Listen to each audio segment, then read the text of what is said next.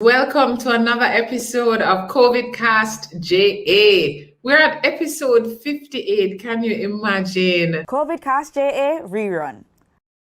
At this time, we're going to welcome Gillian Black, who is a realtor with Coldwell Banker Jamaica Realty, one of Jamaica's most recognized and well-respected real estate brands.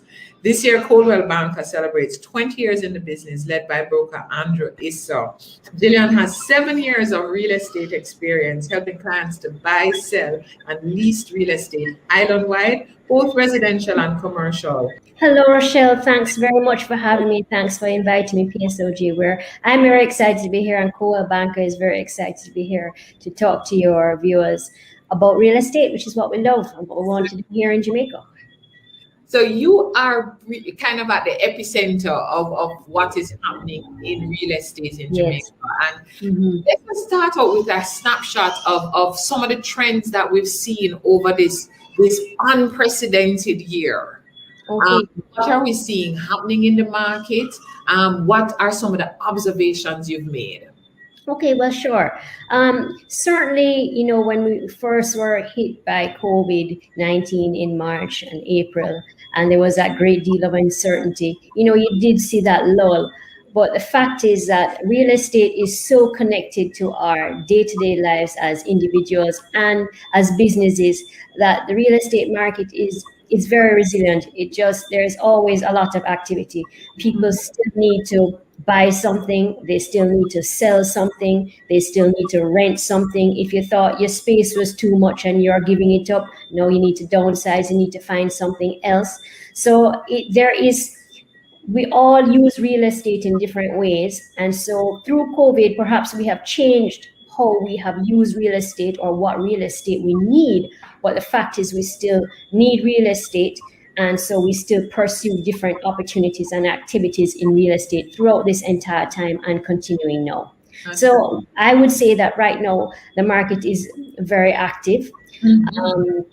And certainly there are different opportunities and there's been different impacts. So for instance, in commercial, you have instances where, people are working from home. So some businesses the floors are not as occupied as before. There's more loose capacity in terms of floor space and that sort of thing. But we do expect those to come back. But as a result, you do have opportunities to pick up a property for rent at perhaps a lower rental rate than you would have prior to COVID in a prime area.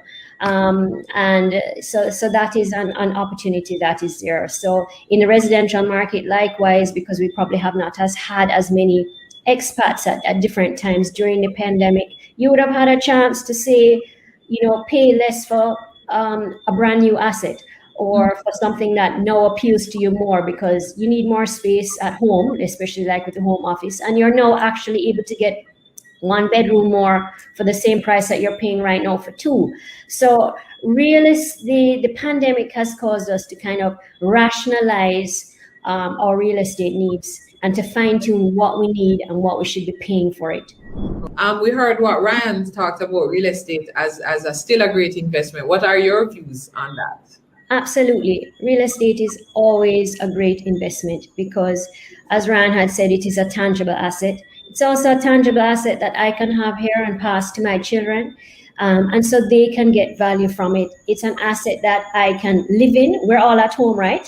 Let's say it's curfew, but we should all be at home by now or on our way there, right? So we're not outside in the air. We're physical people. We are inside a property. So we all want to go home to something in the evening. We can use real estate in our work as a productive asset. This is where we make the products that we are going to sell. So there is a utility to real estate and it enables us to make money. And another great thing about real estate is it provides a regular monthly return to rental income. Whether you as an individual have purchased an asset, like I may have purchased an apartment, or whether I own a business and I'm subletting some of my space and I am using some of that rental income to pay for my mortgage and actually in effect help me to pay my asset. So there is that income component that you get monthly, and you can't forget that long term you every month that you're paying for your asset, you are increasing your ownership in that asset until you pay off that mortgage and become 100% over. And over the time, you get the most returns out of real estate the longer that you keep your asset. Over time, we expect that once you have chosen really good real estate, the value of that asset should increase over time, which will allow you to realize a capital gain when you sell that asset, which is actually getting a lump sum or your built-in profit from owning that asset over time. Yeah. So you know, it's of value today in what I can earn from it daily in income. It's of value tomorrow for what I can sell it for and get a profit, a lump sum profit. So I mean, it's a no-brainer. What are some of the ways that businesses can invest in real estate? Okay, well, what you can do is you can buy land, which you could develop at a later date or now, and make that your business home or rent it out. You can buy offices, let's say for example, which you can stop paying rent and you can move in there and you can produce and build and generate your business income in that asset. And you can also have an asset where you're both in it and operating, as well as renting a portion of it to gain income.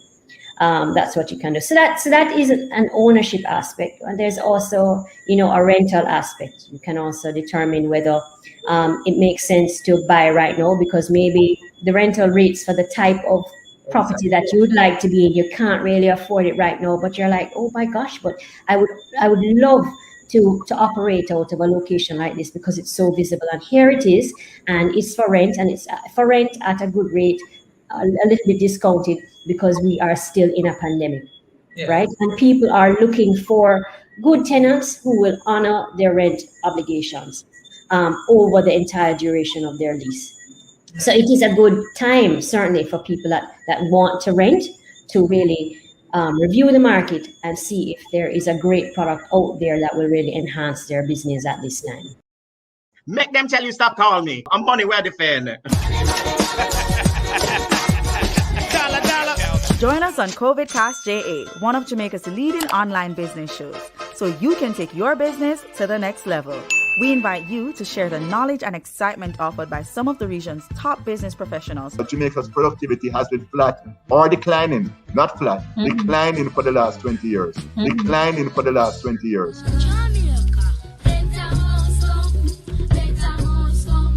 The 15 largest festivals in Jamaica are worth $21.5 billion. $21.5 billion. $21.5 billion. Don't quit your job if you don't have to.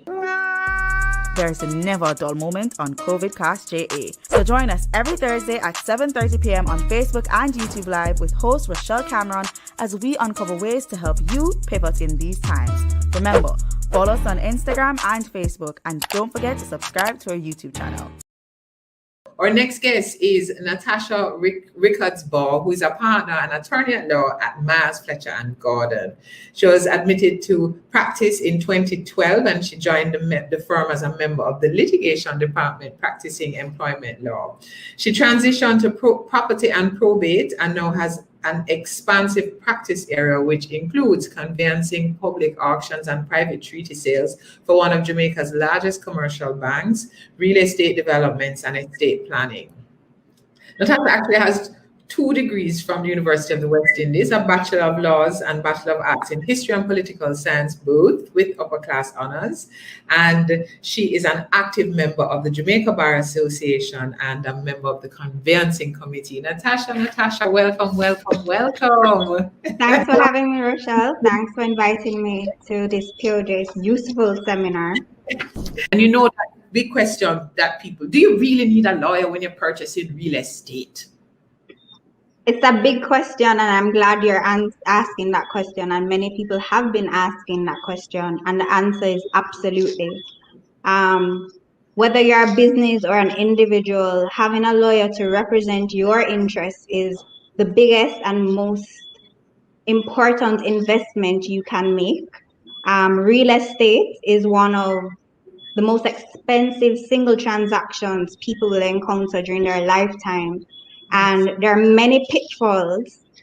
And in order to protect yourself and just ensure that you get value for what you're paying for, a lawyer, as well as other professionals like a good realtor, valuator, surveyor, it's very imperative, is of significant importance. Yes. It can go either really well or really terribly. So Yes. having a lawyer would steer it in the right direction for you. A lot of times, as persons are doing their first real estate transaction, especially where mortgages are involved, that some people aren't aware of just the various steps.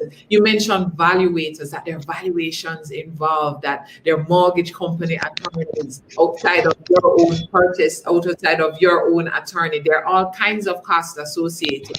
Can you just give us a little walkthrough with some of the things for first-time purchasers that they should bear in mind for the process of purchase? Okay, so when you're purchasing a property for the very first time, obviously you have to identify the property. That's where the realtor would come in. Ensure that it's something that you like, and quickly engage the services of an attorney, because this attorney will not only assist you with negotiating the terms of the contract, but protecting your interest by verifying the ownership of the property, ensuring that you're buying from the person who really owns the property. We've seen a lot of cases where people say, I own the property, it's mine to sell, and in fact, it's really a relative, or they don't own it at all, and they've collected your deposit, and it's very difficult to get it back. So the lawyer would conduct due diligence, ensure the property is free from encumbrances and liens that will affect you from actually getting the property transferred. For those of us who don't know, what are encumbrances? So for example, I was going to say that you may buy a property for a particular use. So let's say you see a piece of land and you want to buy the property to build a commercial building. Yes. The title, which the lawyer will scrutinize and read, will have a list of things that we call restrictive covenants, which is basically agreements between the neighbors setting out what you cannot do with the property. And in those situations, right away, your lawyer would be able to say to you, listen, you want to buy this property for commercial, it has a modification that prohibits commercial development and only allows residential development. Similarly, if you want to go in the practice of development and you're buying a land with the aim to develop it, there may be a covenant on the title that restricts multifamily development. So it's important for you to look on the title, look on the encumbrances, look on the caveats, any liens at all. I mean, they may have simple liens like a mortgage that the seller will have to discharge in order to be able to transfer. You need to have somebody to follow with that seller to ensure that, you know, the person has discharged their obligations with the bank, and that when you pay your money, you will be able to get a title in your hand, and they're not still owing the bank money, extra money on top of what you paid them, which will prevent them from transferring it to you. So there are a lot of issues that can occur, which people take for granted. They just see the property, they just want to get it. It may be a good price. They may be being rushed by a vendor who says, oh, I have millions of other offers, so if you drag your feet, you're going to lose it. But again, it's a very important, significant, and costly investment that you need to ensure your rights are protected. Yeah. Do you want to level up your business? Level up. Join us on CovidCastJA every Thursday at 7:30 p.m. on Facebook and YouTube at PSOJ Financial Access Jamaica. And don't forget to follow us on all socials to interact with our weekly polls and Q&As. Make them tell you stop calling me. I'm money where the fan.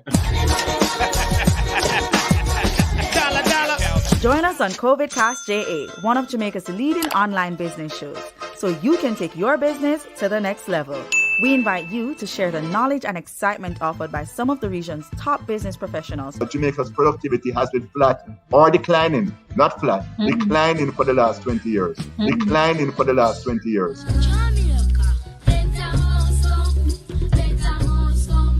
The 15 largest festivals in Jamaica are worth 21.5 billion. 21.5 billion. 21.5 billion. Don't quit your job if you don't have to. There's never a dull moment on CovidCastJA. So join us every Thursday at 7:30 p.m. on Facebook and YouTube Live with host Rochelle Cameron as we uncover ways to help you pivot in these times. Remember, follow us on Instagram and Facebook, and don't forget to subscribe to our YouTube channel. So we're jumping right into it because we have 3 guests tonight and we want to make sure that we pull out all of the information from our guests. So our first guest this evening is a gentleman who is, I'm sure, no stranger to any of you. He is Ryan Reed, the co-founder and group CEO of First Rock Group. He has 14 years of experience in the real estate and financial sectors, 8 years at the executive level in the financial sector. He formerly had responsibilities for leading sales, services, accounting, investments, and corporate finance teams. Wow, Ryan. Ryan is a director of multiple private sector companies. He read for his BSc in banking and finance and his MBA in general management with the University of the West Indies and the University of Wales. He also studied at Wharton Business School with a focus on distressed asset, what a thing, distressed asset investing, and Harvard Business School with a focus on creating shareholder value. He's a member of First Angels Investor Group and the Young Professional Organizations YPO. He's also a Justice of the Peace for the Parish of St. Andrew, and you're wondering, where does Ryan find time to do all this stuff? Welcome, Ryan. This is your first time on CovidCast, but we know it will not be your last. Absolutely, Rochelle. Thanks for having me, and welcome to your viewers. Yes. So, Ryan, before we get into the real estate investment opportunities, tell us a little bit about First Rock, what your company offers. We've been reading a lot of things about First Rock. You're expanding into Guyana, all over the place. Tell us a little bit about what First Rock is all about. So, the First Rock Group is a privately held investment holding company. And this company was, started by Michael Banbury and myself roughly about 3.5 years ago, and we wanted to create an integrated group of companies that had squarely as its focus real estate and private equity. Believe it or not, this company was started, over a drink of rum at a birthday party. I don't know if you know Brett Wong. It was his 40th birthday party. We had a conversation at the bar, and First Rock morphed into what it is today. So First Rock has interest in multiple entities. There's First Rock Capital Holdings, which is a publicly traded entity on the Jamaica Stock Exchange. There is First Rock Realty, which is a real estate brokerage company. And there's First Rock Global Holdings, i.e. First Rock Private Equity, which is a private equity firm. And together, all these entities have roughly about 45, close to $50 million in assets. It operates within about 5, almost 6 jurisdictions, over 70 employees, and we're very proud of the company. With respect to where it has, what it has achieved in such a short space of time. Why the focus on real estate? Because I know many of our viewers are saying, so we should be focusing on real estate? Why focus very on? Good question, Rochelle, very good question. So, having been in the financial sector for so many years, what I came to realize, or have come to realize, is that there are many persons who primarily, when they think of investments, they primarily delve into, tradable securities, and markets go up and down, and with First Rock Capital Holdings, which is one of the entities we have an interest in, we wanted to create an entity where persons could participate in a company which has a square focus on real assets, right? So assets which are not at the behest of markets going up and down daily. And the truth is, as Jamaicans and as Caribbean people, when we think of real estate, we think of buying a home. Yes, that's the reality. So we say, okay, listen, we get an education, we get married, buy a home, and pay a mortgage, and that's it. But we've never really zoned in on real estate as a business. And there are many who have been doing this for many years. And we said, how can we create an entity that allows persons to get that exposure to real estate? And guess what? I may have just, 10,000 Jamaican dollars. I may be contributing to NHT when I can't even qualify for an NHT loan, but I still want exposure to real estate. Yes. You can buy the first lot capital holding stock. And that's how you get the exposure. So we want it to be, create a culture of inclusion for the average Caribbean national to participate within this space. Inquiring minds want to know, asking for a friend. We see a lot of developments going on around the place, Ryan. And we said, but we're not in a COVID a keep. And we thought that things would have actually pulled back, but we actually see more and more developments happening. I mean, are the properties being sold? What's happening in the real estate market?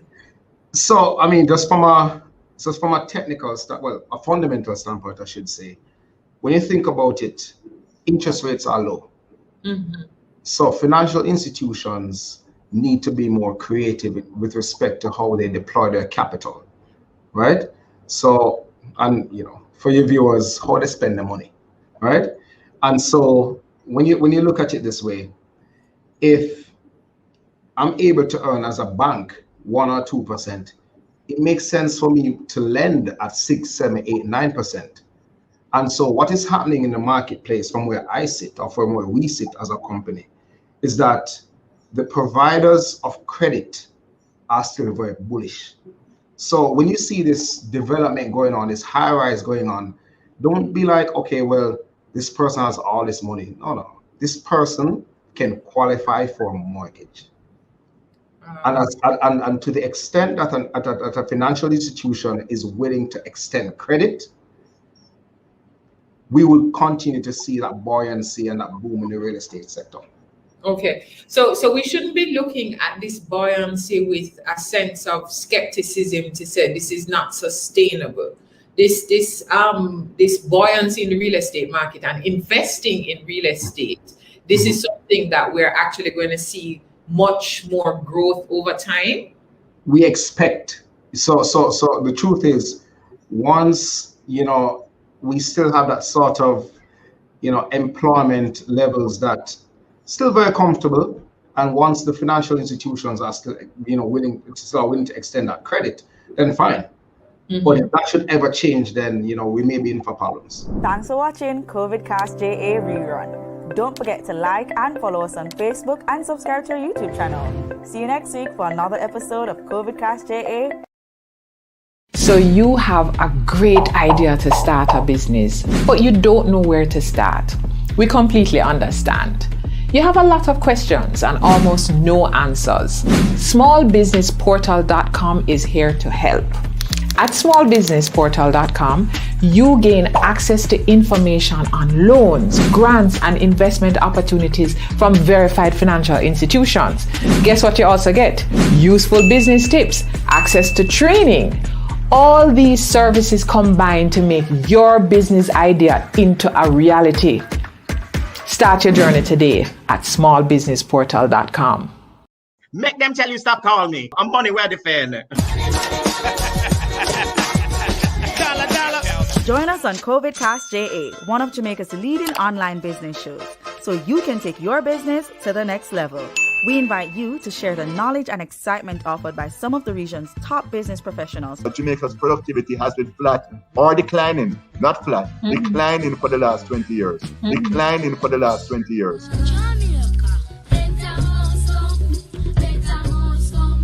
The 15 largest festivals in Jamaica are worth 21.5 billion. 21.5 billion. 21.5 billion. Don't quit your job if you don't have to. There's never a dull moment on CovidCastJA. So join us every Thursday at 7:30 p.m. on Facebook and YouTube Live with host Rochelle Cameron as we uncover ways to help you pivot in these times. Remember, follow us on Instagram and Facebook, and don't forget to subscribe to our YouTube channel.